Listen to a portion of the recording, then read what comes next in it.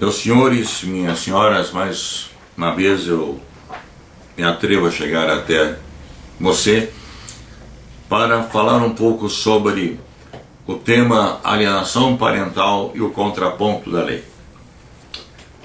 Ontem, em todos os noticiários, SBT, a Band, a Rede Globo,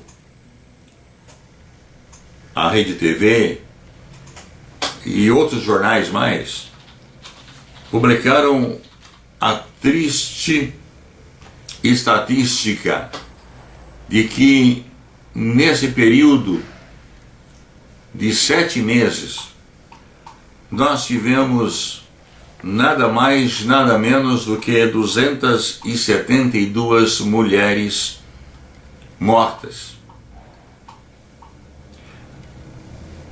que foram crimes praticados pelos seus maridos. Nesses últimos 2 dias, na segunda e no domingo, nós tivemos 4 mortes de mulheres, 2 a cada dia. Mortes estas ocorridas e praticadas pelos seus cônjuges.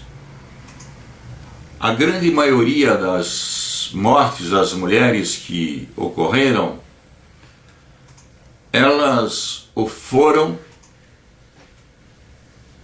por causa dessas leis que aí estão criadas. De alguns anos para cá, foram criadas algumas leis, como eu vou citar 3 delas: a Lei das Palmadas, a Lei da Guarda Compartilhada e a Lei da Alienação Parental. Estas leis foram criadas para satisfazer uma minoria. São leis ideológicas e não é o que a sociedade precisa. E por causa dessas leis, muitos crimes são cometidos em face da má aplicação de cada uma delas. Mas eu queria chamar a sua atenção um pouquinho para explicar para você como surgiu esta Lei 12.318/2010, que foi a Lei da Alienação Parental. Eu quero fazê-los lembrar de que lá em março de 2008, nós tivemos a instalação da CPI da pedofilia. Naquele mesmo ano em que se começou a investigar a pedofilia, quero me parecer que a Comissão Parlamentar de Inquérito, ela abriu assim um hiato, um espaço, para que nesse espaço pudesse ter curso o projeto de lei número 4053, que foi proposto em 7 de outubro de 2008. E quando foi em 26 de agosto de 2010, uma quinta-feira, ela foi aprovada pelo Congresso Nacional. E o interessante é que a CPI da pedofilia, ela veio a se encerrar no dia 16 de 12 de 2010. Então nós temos o início da CPI da pedofilia, temos aqui o final da CPI da pedofilia, e nesse meio nós temos aí colocado o projeto de lei 4053, que transformou-se na lei 12.318, que é a lei da alienação parental. A CPI da pedofilia, ela pegou, como já disse uma vez aí, o tiozinho da esquina, o servente da escola, pegou um ou outro por aí de alguma importância, mas ela restou incompleta porque ela não foi verificar e pesquisar a pedofilia intrafamiliar, aquela que ocorre dentro das famílias, do pai abusar da filha, ou o pai abusar do filho, ou vice-versa, a mãe abusar da filha ou a mãe abusar do filho. Ela não foi investigar casos de pedofilia praticadas até mesmo de irmãos com irmãos dentro de uma mesma casa. Aí eu entendo que a CPI da pedofilia, ela não cumpriu com o seu papel na sua integridade como deveria fazê-lo. Eu não estou aqui fazendo nenhuma crítica a quem quer que seja, e muito especialmente ao seu presidente, senador Magno Malta, que é um homem que eu admiro muito e gosto muito dele, de uma conduta até agora pura e libada, sem nenhuma contradição. Mas não é só ele que fez a CPI da pedofilia. É uma comissão que foi criada. Então eu não posso atribuir qualquer falha a esta da CPI a ele unicamente, não. Mas a comissão como um todo, ela poderia ter aprofundado ainda mais para que pudesse atingir a pedofilia intrafamiliar, que é o que agora nós estamos experimentando a partir de 2010, quando essa lei 12.318 foi aprovada. A partir daí veio à tona toda esta podridão que estava assim mascarada pela sociedade. E um dos casos que nós estamos tratando aqui no escritório, ele teve seu início em 2011, ou começo de 2012. E aí então foi quando começaram a surgir, a se revelar o abuso sexual dentro da família. Agora, esta lei está fazendo 7 anos. 7 anos em que nós temos perdido centenas, milhares de crianças e também de mulheres, e que são mortas por causa da lei da alienação parental. Da mesma forma, a lei da guarda compartilhada, ela nenhum sentido faz, porque ela já estava prescrita lá no Código Civil, cujos artigos foram alterados para poder dar margem a uma situação que apenas vem escancarar a porta para o abuso sexual intrafamiliar. Então eu entendo que a guarda compartilhada, ela não se presta ao fim a que se destina, porque desde que eu me conheço por gente, o homem sempre foi o provedor, não o cuidador. Desde quando a espécie humana foi criada, o homem recebeu a incumbência de prover as necessidades de sua casa, de seu lar. E a mulher, a ela dado a incumbência de cuidar da prole do casal. Não que o marido não possa ajudar alguma coisa em relação a isso, a cuidar dos filhos. Não, ele tem a obrigação de ajudar a esposa quanto à educação do filho, quanto a cuidar dos filhos, mas a carga maior, o trabalho maior, a responsabilidade maior, ela cabe à mulher. E se hoje nós estamos vivendo uma situação de caos na sociedade, porque nós estamos tendo aí uma inversão de valores.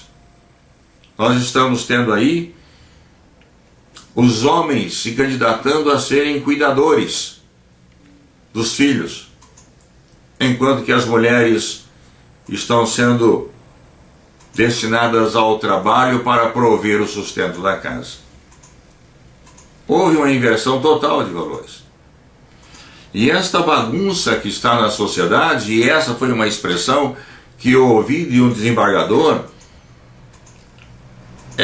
esse caos que hoje existe na sociedade, ela foi causada exatamente por essas leis ideológicas que foram aprovadas sem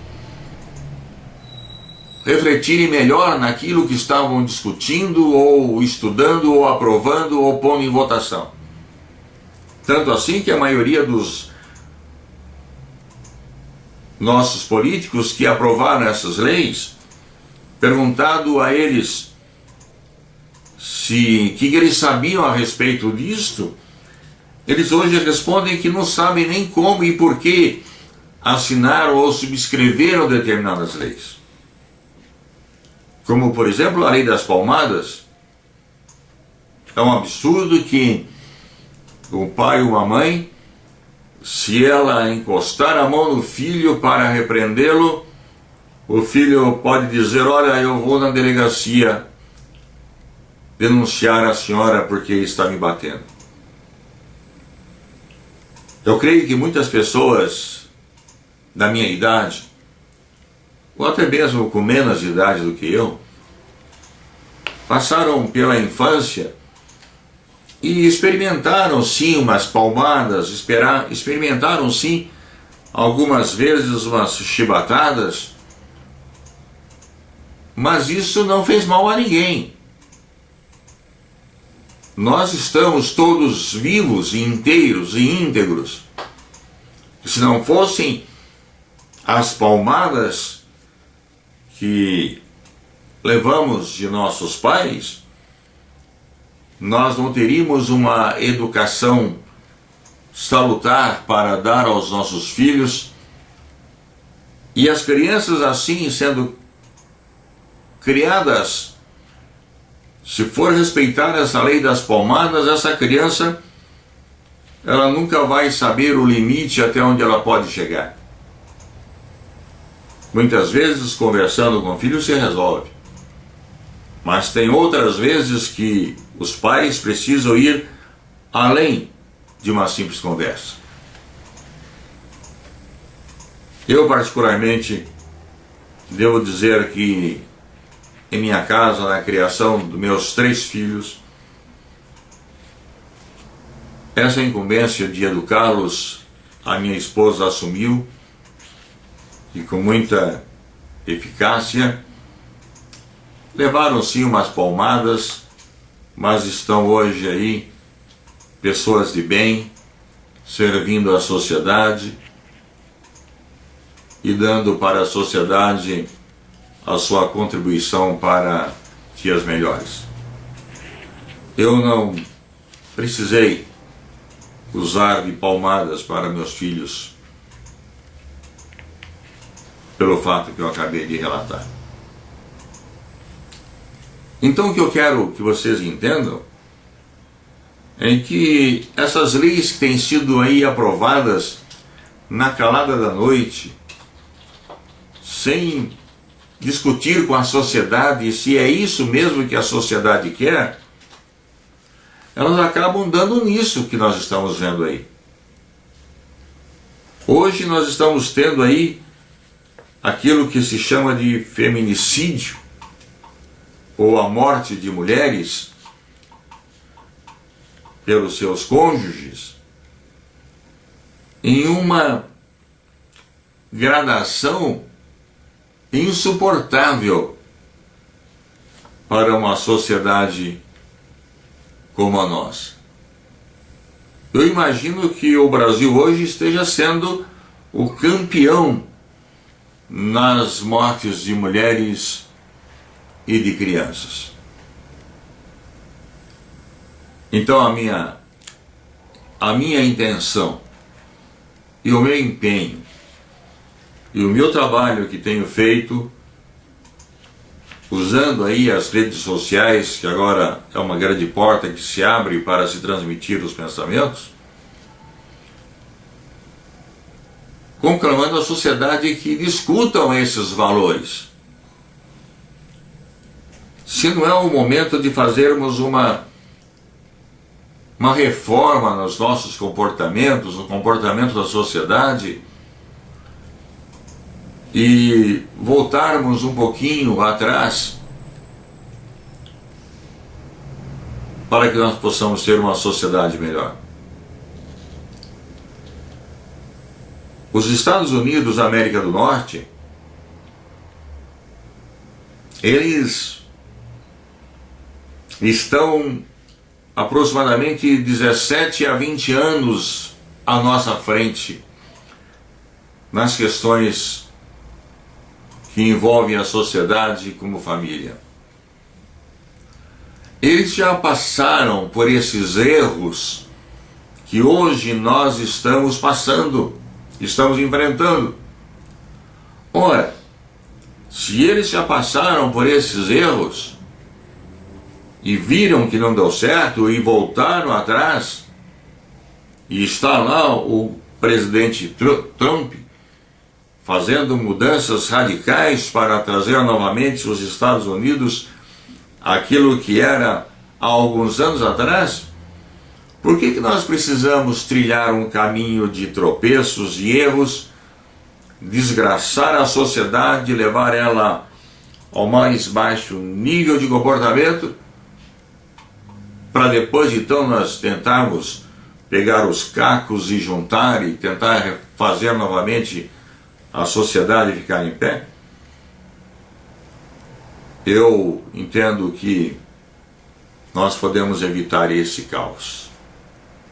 Se aqueles que estão me assistindo, estão me ouvindo, atentarem bem para o que está acontecendo